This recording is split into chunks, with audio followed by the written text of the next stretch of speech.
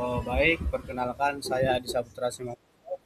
Saya akan menjelaskan hasil diskusi kami dari kelompok 3 tentang kemasan kayu, di mana kelompok kami beranggotakan Adi Saputra Simangunsong dengan saya sendiri, Istias Oktab, Muhammad Irfan Romadoni, Pop, Nadia, Pop, Nadia Borusaragi, Popino Pita, dan Zalkairi. Baik, baiklah, kemasan merupakan bagian penting dalam proses distribusi produk karena berfungsi melindungi barang dari kerusakan selama penyimpanan dan pengiriman. Salah satu jenis kemasan yang banyak digunakan adalah kemasan kayu, terutama untuk produk berukuran besar dan berat. Kemasan kayu dipilih karena memiliki kekuatan dan daya tahan yang baik, sehingga mampu menjaga keamanan produk serta mendukung kelancaran proses distribusi. Definisi kemasan kayu. Kemasan kayu adalah jenis kemasan yang terbuat dari bahan kayu dan digunakan untuk melindungi produk selama proses penyimpanan dan distribusi. Kemasan ini umumnya digunakan untuk barang yang memiliki berat dan ukuran yang besar agar terhindar dari kerusakan selama proses pengiriman. Kemasan ini umumnya digunakan untuk barang yang berukuran besar, berat, atau memiliki risiko kerusakan yang tinggi. Dengan kekurangan dan daya tahannya, kemasan kayu mampu menjaga stabilitas produk, memudahkan proses pengangkutan, serta meningkatkan keamanan barang selama pengiriman, baik untuk distribusi dalam negeri maupun dalam luar negeri. Jenis Jenis kayu untuk kemasan. Yang pertama itu ada kayu jati Belanda. Kayu jati menonjol dengan tekstur yang kuat dan tahan lama. Keunggulan lain dari kayu jati Belanda adalah bobotnya yang ringan dan kemudahan dalam proses pembentukan.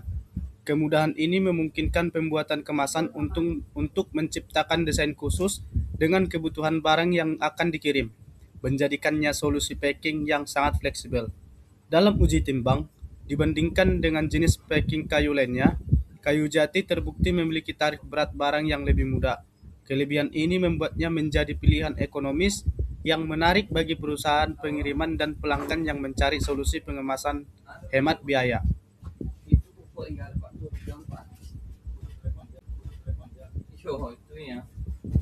Yang kedua itu ada kayu sengon laut. Kayu sengon menonjol dengan sifatnya yang sangat ringan dan lunak, membuatnya menjadi pilihan ideal untuk packing barang. Bobot ringan memudahkan proses pengangkutan dan pengelolaan kemasan, serta mengurangi beban total pada pengiriman. Meskipun lunak, kayu sengon memiliki kekuatan yang memadai untuk melindungi barang selama pengiriman dalam negeri. Sifatnya menjadikan pilihan yang handal untuk kemasan barang dengan bobot sedang hingga ringan. Selanjutnya itu ada kayu randu. Kayu randu menunjukkan kecenderungan yang lebih kuat dibandingkan dengan kayu sengon, memberikan kekuatan dan kekakuan optimal pada struktur kemasan. Hal ini menjadikannya pilihan yang tangguh untuk melindungi barang selama proses distribusi. Meskipun memiliki kecenderungan yang lebih kuat, kayu randu tetap memiliki berat yang sangat ringan. Serupa dengan kayu sengon laut, kelebihan ini menghasilkan efisiensi biaya dalam aktivitas pengiriman barang, karena berkontribusi pada penghematan biaya pengiriman. Dan selanjutnya ada kayu mahoni. Kayu mahoni merupakan pilihan yang sangat unggul untuk keperluan packing barang, terutama dalam konteks pengiriman. Salah satu kelebihan utama kayu mahoni adalah teksturnya yang keras, yang diperoleh karena tumbuh di daerah tropis. Kekerasan ini menjadikan kayu ini sangat tangguh dan mampu menahan tekanan serta benturan selama proses pengiriman. Selain kekerasan yang memadai, kayu mahoni juga terkenal sebagai bahan yang sangat baik untuk pembuatan peti kemas yang digunakan dalam pengiriman barang besar dan berat. Kombinasi kekuatan dan kepadatan kayu mahoni menjadikannya solusi ideal untuk mengemas barang dan memerlukan perlindungan maksimal dan stabilitas selama perjalanan.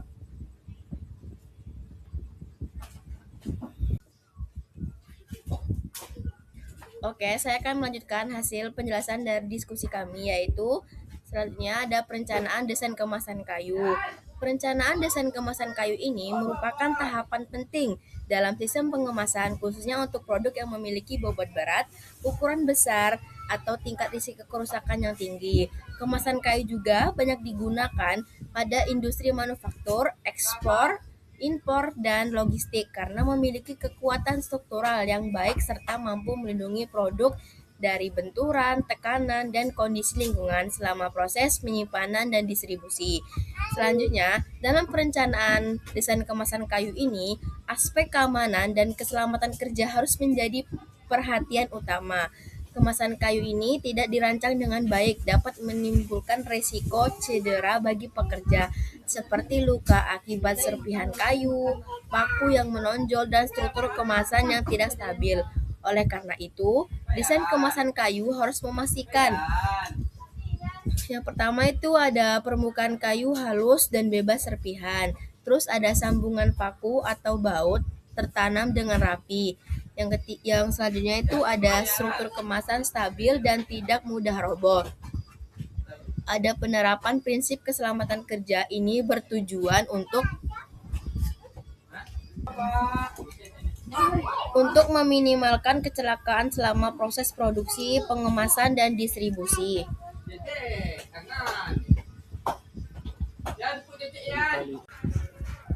Baik, selanjutnya yaitu kesalahan bahan kayu dan perbaikannya. Yang pertama, kayu masih basah.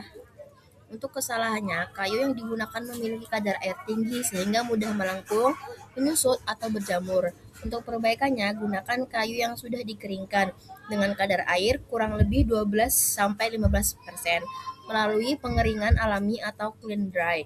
Yang kedua, ada kayu retak atau pecah. Kesalahannya, kayu memiliki retakan yang mengurangi kekuatan struktur kemasan. Untuk perbaikannya, pilih kayu utuh tanpa retakan dan lakukan sortir bahan sebelum proses perbuatan kemasan. Yang ketiga ada kualitas kayu tidak sesuai beban. Untuk kesalahannya, jenis kayu terlalu lunak untuk menahan berat produk sehingga kemasan mudah rusak. Untuk perbaikannya, sesuaikan jenis dan ketebalan kayu dengan berat produk. Gunakan kayu yang lebih keras atau perkuat rangka kemasan.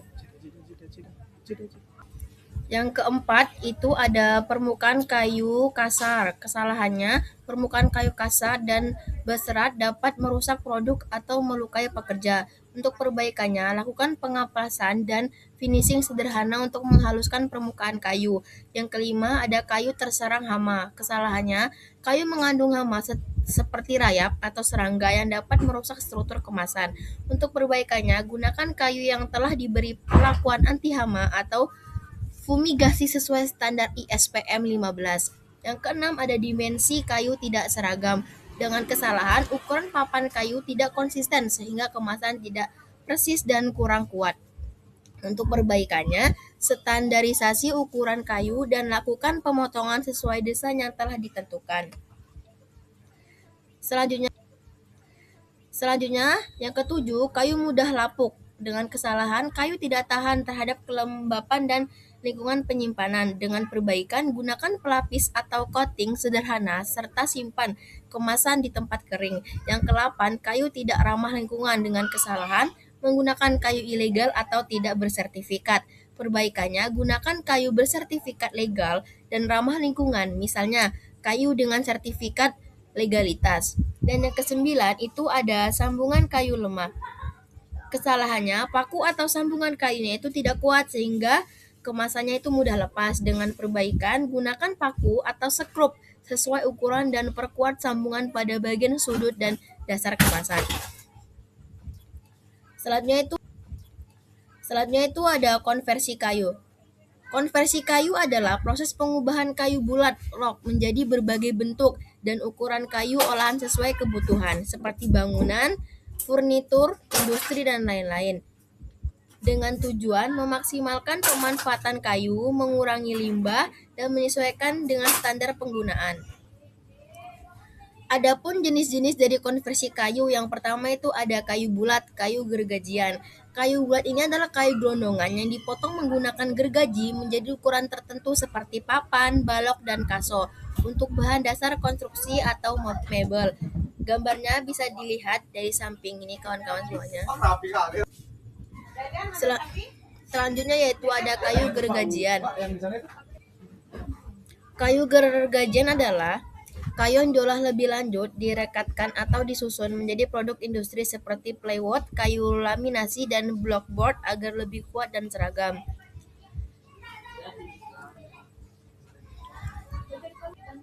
Selanjutnya itu ada sisa kayu, produk samping. Sisa hasil pengolahan kayu dimanfaatkan kembali menjadi serbu gergaji dan serpi kayu, biasanya untuk bahan bakar, papan partikel, atau industri lain.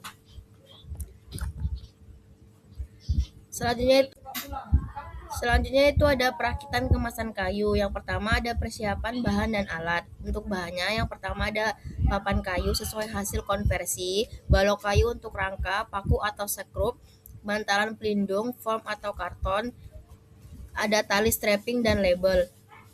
Untuk alatnya, yang pertama ada gergaji kayu, palu atau bor listrik, meteran dan penggaris siku, amplas, alat pelindung diri, sarung tangan, dan kacamata. Yang kedua itu ada pemotongan kayu. Kayu dipotong sesuai ukuran yang telah direncanakan pada desain kemasan, meliputi papan untuk alas, dinding samping dan penutup, serta balok untuk rangka penyangga. Selanjutnya itu ada pembuatan rangka dasar. Balok kayu dirangka membentuk rangka persegi sebagai dasar kemasan. Rangka dasar berfungsi menopang beban produk dan harus dipastikan kuat serata rata. Selanjutnya ada pemasangan alas kemasan. Papan kayu dipasang di atas rangka dasar dan dipaku atau disekrup dengan jarak yang seragam agar alas kokoh dan mampu menahan beban produk. Lalu ada pemasangan dinding samping. Papan kayu dipasang pada keempat sisi rangka, membentuk dinding kemasan. Sambungan diperkuat pada bagian sudut agar struktur tidak mudah goyah. Lalu ada pemasangan pelindung dalam. Bantalan pelindung seperti foam atau karton bergelombang dipasang di bagian dalam kemasan untuk mencegah benturan langsung antara produk dan kayu. Yang ketujuh ada penempatan produk. Produk ini dimasukkan ke dalam kemasan dengan posisi stabil dan aman. Pastikan produk tidak bergeser dan diberi pengunci tambahan jika diperlukan. Yang ke-8 ada pemasangan penutup atas. Papan kayu dipasang sebagai penutup atas kemasan dan dikunci menggunakan paku atau sekrup agar kemasan tertutup rapat. Yang ke-9 ada finishing. Permukaan kayu diaplas untuk menghilangkan bagian tajam. Kemasan kemudian diberi label dan tanda penanganan seperti fragile dan this sit up. Yang 10 atau yang terakhir itu ada pemeriksaan akhir. Dilakukan pengecekan kekuatan sambungan, kestabilan kemasan, dan keamanan produk sebelum kemasan digunakan atau dikirim.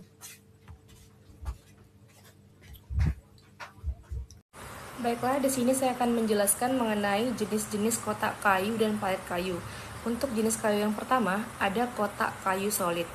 Kotak kayu solid ini terbuat dari papan kayu utuh tanpa campuran bahan lain. Kotak ini memiliki kekuatan tinggi sehingga mampu melindungi barang dari benturan selama proses distribusi. Biasanya, kotak kayu solid ini digunakan untuk pengemasan mesin, alat berat, suku cadang industri, dan barang ekspor. Kelebihan dari kotak ini adalah memiliki daya tahan tinggi, namun memiliki bobot yang berat dan biaya produksi yang lebih mahal. Untuk jenis kotak kayu yang kedua, yaitu ada kotak kayu knockdown, yaitu kotak kayu knockdown ini dirancang agar dapat dibongkar pasang saat tidak digunakan. Kotak dapat disimpan dalam kondisi terurai sehingga dapat menghemat. Baiklah, di sini saya akan menjelaskan mengenai jenis-jenis kotak kayu dan palet kayu. Untuk jenis kayu yang pertama, ada kotak kayu solid. Kotak kayu solid ini terbuat dari papan kayu utuh tanpa campuran bahan lain. Kotak ini memiliki kekuatan tinggi sehingga mampu melindungi barang dari benturan selama proses distribusi. Biasanya, kotak kayu solid ini digunakan untuk pengemasan mesin, alat berat, suku cadang industri, dan barang ekspor. Kelebihan dari kota ini adalah memiliki daya tahan tinggi, namun memiliki bobot yang berat dan biaya produksi yang lebih mahal. Untuk jenis kotak kayu yang kedua, yaitu ada kotak kayu knockdown, yaitu kotak kayu knockdown ini dirancang agar dapat dibongkar pasang saat tidak digunakan. Kotak dapat disimpan dalam kondisi terurai sehingga dapat menghemat ruang penyimpanan. Kotak jenis ini sangat praktis untuk perusahaan yang melakukan pengiriman berulang karena mudah dirakit kembali. Untuk jenis kayu yang ketiga, ada kotak kayu berbingkai. Nah, kotak ini menggunakan rangka kayu sebagai struktur utama, kemudian ditutup dengan papan tipis yang bobotnya lebih ringan dibanding kotak solid, namun tetap memiliki kekuatan yang baik. Umumnya digunakan untuk pengemasan elektronik, furniture, dan peralatan rumah tangga. Untuk jenis kotak kayu yang keempat, ada kotak kayu triplex. Kotak triplex merupakan kombinasi rangka kayu dan papan plywood, dan biaya produksi lebih murah dan mudah dibentuk sesuai kebutuhan. Ini cocok untuk barang-barang berukuran sedang dan ringan. Baiklah, selanjutnya saya akan menjelaskan mengenai jenis-jenis dari palet kayu. Untuk dari jenis-jenis palet kayu ini terbagi menjadi 7. Yang pertama ada palet stringer. Palet ini memiliki balok penopang memanjang di bagian bawah, cocok digunakan untuk beban sedang dan distribusi lokal. Yang kedua ada palet block. Ini menggunakan balok berbentuk blok sehingga forklift dapat masuk dari berbagai sisi, lebih stabil untuk kuat dibanding stringer. Yang ketiga ada palet 2 arah. Ini forklift hanya bisa masuk dari 2 sisi, umumnya lebih murah dan sederhana. Yang keempat ada palet 4 arah, yaitu forklift dapat masuk dari semua sisi sehingga memudahkan proses bongkar muat. Untuk jenis palet yang kelima ada palet sekali pakai. Ini digunakan hanya untuk 1 kali pengiriman, biasanya untuk proses ekspor. Yang keenam ada palet reusable. Digunakan berulang kali sehingga lebih ekonomis untuk jangka panjang. Dan yang terakhir ada pengawasan mutu kayu. Pengawasan mutu kayu ini dilakukan untuk memastikan kualitas kemasan sesuai dengan standar keamanan dan kekuatan. Baiklah, kami juga menyiapkan video mengenai proses pembuatan palet yang simpel, mudah, dan rapi. Berikut videonya. Baiklah, selanjutnya saya akan menjelaskan mengenai pengawasan mutu kayu. Di dalam pengawasan mutu kayu memiliki beberapa tahapan. Yang pertama, pemeriksaan bahan baku, yaitu yang pertama, mengecek kadar air kayu. Yang kedua, memastikan kayu bebas jamur, rayap, dan retakan. Nah, untuk tahapan yang kedua, ada pengawasan proses produksi, yaitu yang pertama, pemotongan presisi. Yang kedua, ada perakitan kuat. Yang ketiga, ada penggunaan paku dan lem sesuai standar. Untuk tahapan yang ketiga, ada standar mutu. Standar mutu ini terbagi dengan 3 bagian. Yang pertama, ISPM 15 untuk kemasan ekspor. Yang kedua, uji kekuatan beban. Yang ketiga, ada ketahanan terhadap kelembaban. Untuk tahapan pengawasan yang keempat, yaitu ada inspeksi akhir, dan ini terbagi menjadi 3. Yang pertama, pemeriksaan visual. Tahapan ini dilakukan untuk melihat kondisi fisik palet secara langsung. Hal yang diperiksa meliputi yang pertama, tidak adanya papan yang retak, patah, maupun melengkung. Yang kedua, permukaan palet halus dan tidak ada serpihan tajam yang berbahaya. Yang ketiga, paku tertanam dengan baik, tidak menonjol keluar. Yang keempat, yaitu struktur palet simetris dan rapi. Dan yang terakhir, tidak terdapat jamur, rayap, ataupun kerusakan akibat kelembaban. Tujuan dari pemeriksaan visual ini adalah memastikan palet aman digunakan dan tidak berpotensi merusak barang yang akan diangkut. Yang kedua, ada uji coba pengangkatan. Pada tahapan ini, palet diuji dengan cara yang pertama, diberi beban sesuai dengan kapasitas standar. Yang kedua, diangkat menggunakan forklift atau hand pallet. Yang ketiga, diamati apakah palet ini tetap stabil dan tidak melengkung. Yang keempat, ada diperiksa apakah sambungan tetap kuat saat diangkat. Tujuan uji ini untuk memastikan palet mampu menahan beban dan aman saat digunakan dalam proses distribusi. Yang ketiga, ada pemberian label kualitas. Setelah palet lolos pemeriksaan, akan dilakukan yang pertama, pemberian label kelayakan palet. atau kelayakan pakai. Yang kedua, penandaan kelas mutu palet. Yang ketiga, pencantuman informasi kapasitas beban. Dan yang keempat, kode produksi atau tanggal inspeksi. Label ini bertujuan sebagai bukti bahwa palet telah melalui proses kontrol kualitas dan siap digunakan. Selanjutnya ada kelebihan dan kelemahan dari palet kayu.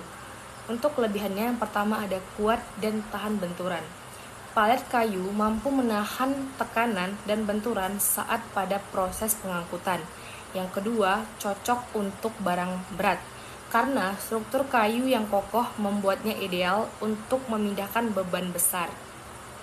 Yang ketiga, dapat digunakan ulang. Palet bisa dipakai berkali-kali sehingga hemat biaya. Yang keempat, ramah lingkungan.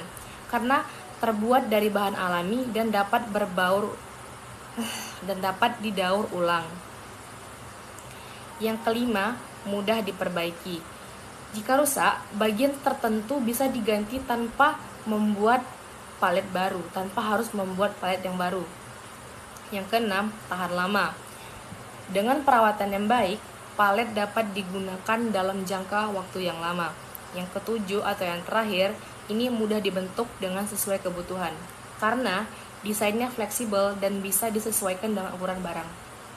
Selanjutnya ada kelemahan pada palet kayu. Yang pertama, bobotnya berat. Palet kayu cukup berat sehingga membutuhkan tenaga lebih pada saat proses pemindahan. Yang kedua, rentan terhadap rayap. Kayu akan mudah diserang serangga perusak jika tidak diberikan perlakuan khusus. Yang ketiga, memerlukan perawatan yang rutin. Ini memerlukan pengecekan dan perawatan agar tidak cepat rusak. Yang keempat, harga relatif mahal. Untuk kualitas kayu yang baik, harganya cukup tinggi dibandingkan daripada bahan-bahan yang lain. Yang kelima, berpotensi berjamur. Jika kayu lembab, kayu akan mudah ditumbuhi dengan jamur. Yang keenam, memerlukan ruang penyimpanan yang besar, yaitu karena ukurannya besar sehingga membutuhkan tempat yang luas saat disimpan. Jenis-jenis palet kayu ini terbagi menjadi 7. Yang pertama ada palet stringer. Palet ini memiliki balok penopang memanjang di bagian bawah, cocok digunakan untuk beban sedang dan distribusi lokal. Yang kedua ada palet block. Ini menggunakan balok berbentuk blok sehingga forklift dapat masuk dari berbagai sisi, lebih stabil untuk kuat dibanding stringer. Yang ketiga ada palet 2 arah. Ini forklift hanya bisa masuk dari 2 sisi, umumnya lebih murah dan sederhana. Yang keempat ada palet 4 arah, yaitu forklift dapat masuk dari semua sisi sehingga memudahkan proses bongkar muat. Untuk jenis palet yang kelima ada palet sekali pakai. Ini digunakan hanya untuk 1 kali pengiriman, biasanya untuk proses ekspor. Yang keenam ada palet reusable. Digunakan berulang kali sehingga lebih ekonomis untuk jangka panjang. Dan yang terakhir ada pengawasan mutu kayu. Pengawasan mutu kayu ini dilakukan untuk memastikan kualitas kemasan sesuai dengan standar keamanan dan kekuatan. Baiklah, kami juga menyiapkan video mengenai proses pembuatan palet yang simpel, mudah, dan rapi. Berikut videonya. Baiklah, selanjutnya saya akan menjelaskan mengenai pengawasan mutu.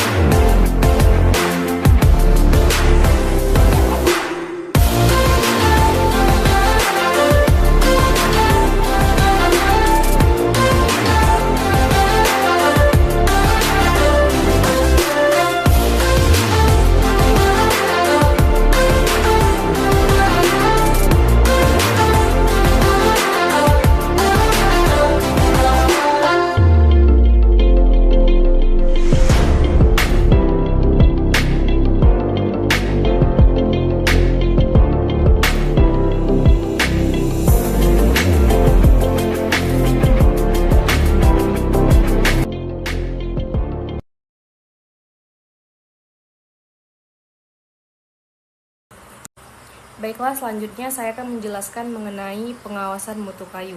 Di dalam pengawasan mutu kayu memiliki beberapa tahapan. Yang pertama, pemeriksaan bahan baku, yaitu yang pertama, mengecek kadar air kayu. Yang kedua, memastikan kayu bebas jamur, rayap, dan retakan. Nah, untuk tahapan yang kedua, ada pengawasan proses produksi, yaitu yang pertama, pemotongan presisi. Yang kedua, ada perakitan kuat. Yang ketiga, ada penggunaan paku dan lem sesuai standar. Untuk tahapan yang ketiga, ada standar mutu. Standar mutu ini terbagi dengan 3 bagian. Yang pertama, ISPM 15 untuk kemasan ekspor. Yang kedua, uji kekuatan beban. Yang ketiga, ada ketahanan terhadap kelembaban. Untuk tahapan pengawasan yang keempat, yaitu ada inspeksi akhir, dan ini terbagi menjadi 3. Yang pertama, pemeriksaan visual. Tahapan ini dilakukan untuk melihat kondisi fisik palet secara langsung. Hal yang diperiksa meliputi yang pertama, tidak adanya papan yang retak, patah maupun melengkung. Yang kedua, permukaan palet halus dan tidak ada serpihan tajam yang berbahaya. Yang ketiga, paku tertanam dengan baik, tidak menonjol keluar. Yang keempat, yaitu struktur palet simetris dan rapi. Dan yang terakhir, tidak terdapat jamur, rayap, ataupun kerusakan akibat kelembaban. Tujuan dari pemeriksaan visual ini adalah memastikan palet aman digunakan dan tidak berpotensi merusak barang yang akan diangkut. Yang kedua, ada uji coba pengangkatan. Pada tahapan ini, palet diuji dengan cara yang pertama, diberi beban sesuai dengan kapasitas standar. Yang kedua, diangkat menggunakan forklift atau hand pallet. Yang ketiga, diamati apakah palet ini tetap stabil dan tidak melengkung. Yang keempat, ada diperiksa apakah sambungan tetap kuat saat diangkat. Tujuan uji ini untuk memastikan palet mampu menahan beban dan aman saat digunakan dalam proses distribusi. Yang ketiga, ada pemberian label kualitas. Setelah palet lolos pemeriksaan, akan dilakukan yang pertama, pemberian label kelayakan palet atau kelayakan pakai. Yang kedua, penandaan kelas mutu palet. Yang ketiga, pencantuman informasi kapasitas beban. Dan yang keempat, kode produksi atau tanggal inspeksi. Label ini bertujuan sebagai bukti bahwa palet telah melalui proses kontrol kualitas dan siap digunakan. Selanjutnya ada kelebihan dan kelemahan dari palet kayu. Untuk kelebihannya, yang pertama ada kuat dan tahan benturan. Palet kayu mampu menahan tekanan dan benturan saat pada proses pengangkutan. Yang kedua, cocok untuk barang berat, karena struktur kayu yang kokoh membuatnya ideal untuk memindahkan beban besar. Yang ketiga, dapat digunakan ulang. Palet bisa dipakai berkali-kali sehingga hemat biaya. Yang keempat, ramah lingkungan, karena terbuat dari bahan alami dan dapat didaur ulang. Yang kelima, mudah diperbaiki. Jika rusak, bagian tertentu bisa diganti tanpa membuat palet baru, tanpa harus membuat palet yang baru. Yang keenam, tahan lama. Dengan perawatan yang baik, palet dapat digunakan dalam jangka waktu yang lama. Yang ketujuh atau yang terakhir, ini mudah dibentuk dengan sesuai kebutuhan, karena desainnya fleksibel. Selanjutnya ada kelemahan pada palet kayu. Yang pertama, bobotnya berat. Palet kayu cukup berat sehingga membutuhkan tenaga lebih pada saat proses pemindahan. Yang kedua, rentan terhadap rayap. Kayu akan mudah diserang serangga perusak jika tidak diberikan perlakuan khusus. Yang ketiga, memerlukan perawatan yang rutin. Ini memerlukan pengecekan dan perawatan agar tidak cepat rusak. Yang keempat, harga relatif mahal. Untuk kualitas kayu yang baik, harganya cukup tinggi dibandingkan daripada bahan-bahan yang lain. Yang kelima, berpotensi berjamur. Jika kayu lembab, kayu akan mudah ditumbuhi dengan jamur. Yang keenam, memerlukan ruang penyimpanan yang besar, yaitu karena ukurannya besar sehingga membutuhkan tempat yang luas saat disimpan. Kayu. Yang pertama bahan yang kita butuhkan adalah lem VVAC ataupun lem putih. Lem ini digunakan untuk kayu ringan, furniture rumah tangga, dan kerajinan yang mana lem ini mudah digunakan dan juga cepat kering. Untuk yang kedua, kita memerlukan lem epoksi.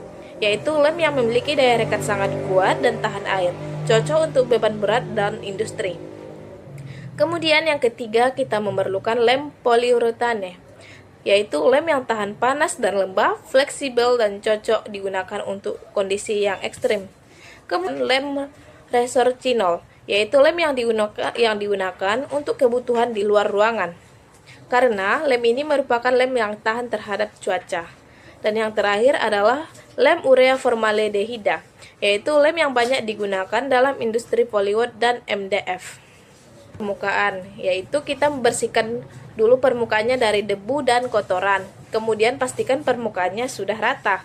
Untuk yang kedua, pengolesan lem, yaitu oleskan lem secara merata, gunakan alat bantu kuas ataupun roller. Kemudian untuk teknik yang ketiga, yaitu teknik penekanan, gunakan klem dan pastikan tekanan merata. Itu pengeringan, yaitu diamkan sesuai waktu yang dianjurkan, hindari gangguan selama proses pengeringan. Faktor keberhasilan perekatan ditentukan dari kadar air kayu, jenis lem yang sesuai fungsi, tekanan saat pengepresan, dan suhu ataupun kelembapan. Kemasan kayu untuk bahan pangan. Kemasan kayu adalah kemasan menggunakan bahan kayu atau turunan kayu untuk melindungi, menyimpan, mengangkut bahan pangan. Contoh pengaplikasiannya yaitu yang pertama, peti kayu untuk buah dan sayur seperti buah apel, jeruk, ataupun mangga. Kemudian kotak kayu untuk ikan segar dan ikan hasil laut. Kemudian kemasan kayu untuk produk pangan premium seperti teh, kopi, ataupun coklat. Palet kayu digunakan untuk distribusi bahan pangan skala besar. Alasan kayu digunakan untuk kemasan yang pertama itu karena kayu memiliki tekstur yang kuat dan mampu melindungi produk dari benturan. Kemudian kayu juga memiliki sirkulasi udara yang baik, mudah disusun dan dipindahkan, dan cocok digunakan untuk pengangkutan jarak jauh. Baik, selanjutnya yaitu teknologi terbaru kemasan kayu. Yang pertama yaitu perlakuan panas atau heat treatment. Apa sih? Yaitu perlakuan panas adalah proses memanaskan kayu pada suhu tinggi, biasanya 56 derajat Celcius atau lebih selama waktu tertentu. Tujuannya untuk membunuh serangga, telur hama, dan mikroorganisme yang membuat kayu itu aman digunakan untuk pangan. Kenapa penting digunakan untuk bahan pangan? Karena kayu tidak dipanaskan bisa membawa bakteri atau hama yang bisa mencemari makanan untuk diekspor. Apa kaitannya dengan ekspor? Yaitu wajib mengikuti standar internasional atau ISPM 15. Contohnya yaitu peti kayu untuk apel untuk diekspor itu harus melalui heat treatment terlebih dahulu. Selanjutnya yang kedua yaitu kayu rekayasa. Kayu rekayasa yaitu kayu yang dibuat dari lapisan atau serpihan kayu yang direkatkan menjadi satu. Contohnya polywood. Kenapa penting digunakan? Karena lebih kuat dan stabil dan tidak mudah melengkung atau retak, dan ukurannya lebih seragam. Manfaatnya untuk kemasan yaitu kemasan lebih rapi, aman untuk ditumpuk, mengurangi limbah kayu alami. Selanjutnya yang ketiga yaitu desain knockdown, yaitu bongkar pasang. Kemasan kayu yang bisa dibongkar dan dirakit kembali. Kenapa dibuat bongkar pasang? Itu alasannya yaitu karena menghemat ruang saat disimpan, lebih efisien saat pengiriman kosong. Manfaatnya untuk biaya transportasi lebih murah, mudah disimpan di gudang, praktis untuk digunakan ulang. Contohnya peti buah yang dikirim dalam kondisi terlipat lalu dirakit di lokasi. Udah ya ini. Selanjutnya yang keempat yaitu pelapisan ramah lingkungan atau food grade coating. Lapisan ini khusus dioleskan pada kayu agar untuk melindungi kayu dari air, mencegah jamur dan bakteri. Kenapa harus food grade? Karena tidak mengandung bahan kimia berbahaya, aman jika bersentuhan dengan makanan. Lalu manfaatnya, kayu lebih awet, tidak cepat berjamur, makanan lebih higienis. Selanjutnya yang kelima yaitu teknologi produksi modern, mesin CNC, yaitu mesin komputer numerical control. Ya, merupakan mesin produksi yang dikendalikan oleh komputer untuk memotong, membentuk, dan merakit kayu dengan tingkat ketelitian yang sangat tinggi sesuai desain yang sudah diprogram. Pada kemasan kayu, digunakan untuk membuat peti kayu, palet kayu, kotak kemasan pangan dengan ukuran yang seragam dan presisi. Kenapa penting? Karena ukuran kemasan lebih presisi, kualitas seragam, produksi lebih cepat. Dan manfaatnya untuk kemasan yaitu peti pas pada ukuran produk, tidak ada celah berlebih, lebih aman saat didistribusi. Baik, selanjutnya yaitu desain kemasan saat ini terbaru dan unik. Yang pertama yaitu kemasan geser. Yaitu desain ini sangat populer karena tampilannya yang lebih modern, tanpa menggunakan engsel logam. Itu cocok untuk perhiasan, jam tangan, dan produk elektronik kecil. Yang kedua yaitu custom laser, yaitu teknik ini memungkinkan pemberian motif, logo, dan teks yang sangat detail langsung di atas permukaan kayu. Yang ketiga yaitu kemasan bambu dan ramah lingkungan. Teknik ini memungkinkan pemberian motif, logo, atau teks yang sangat detail langsung di atas permukaan kayu. Vakum untuk pengawetan pangan. Yang pertama yaitu definisi dari pengemasan vakum.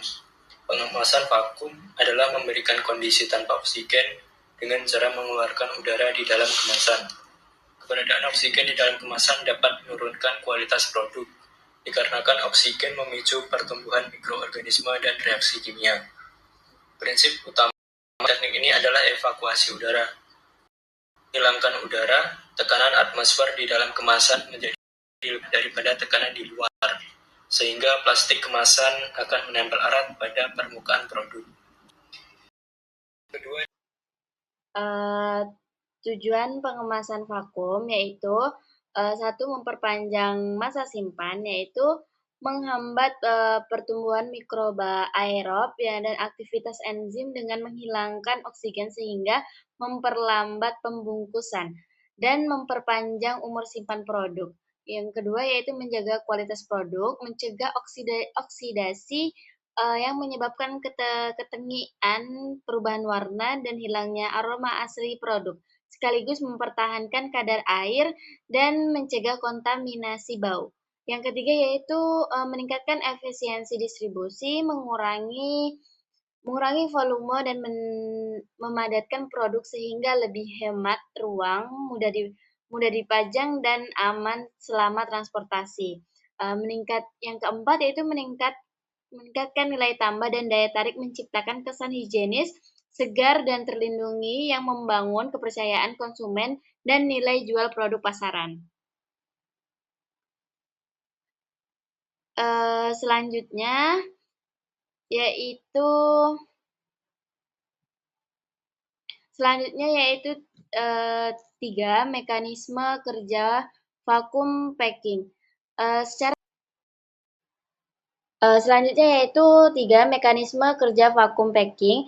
Secara ilmiah, pengemasan vakum bekerja melalui 3 jalur utama dalam menjaga kesegaran.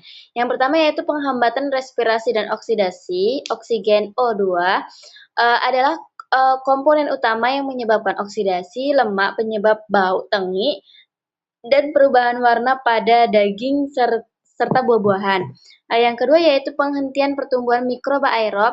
Sebagian besar bakteri pembusuk seperti Pneumonas bersifat aerobik, yang artinya mereka membutuhkan oksigen untuk hidup. Kondisi vakum menciptakan lingkungan yang aerob, anaerob, yang menghambat pertumbuhan mereka. Jadi perlindungan fisik dengan mengeluarkan udara, resikonya terjadi di freezer boom, yaitu dehidrasi permukaan akibat pembekuan. Dapat dihindari karena tidak ada udara bersentuhan langsung dengan produk. Lalu selanjutnya yaitu jenis-jenis kemasan vakum. Yang pertama yaitu vakum bag three-side seal, yaitu kantong vakum yang segel 3 sisi, yaitu ciri kemasannya yaitu berbentuk rata atau pipih dengan segel pada ketiga sisinya, kiri, kanan, dan bawah. Sisi atas dibiarkan terbuka di sisi produk. Kemudian divakum dan disegel. Kelebihannya sederhana, ekonomis, dan dihemat ruang. Contoh aplikasinya daging sapi atau ayam, keju blok, dan snack, dan lain-lain. Yang kedua yaitu standing pouch atau kantong berdiri, yaitu cirinya kemasan yang didesain itu dengan panel dasar sehingga dapat berdiri tegak sendiri di rak yang memberikan kesan modern premium. Kelebihannya lebih menarik untuk panjang, stabil, dan mudah diambil oleh konsumen. Lalu contohnya minyak goreng. Baik, selanjutnya yang ketiga yaitu vacuum bag goose, yaitu kantong vakum bersayap, yaitu cirinya memiliki lipatan dan di sisi-sisinya. Biasanya kedua sisi yang memungkinkan kantong mengembang untuk menampung volume produk yang lebih besar atau produk yang berbentuk bubuk.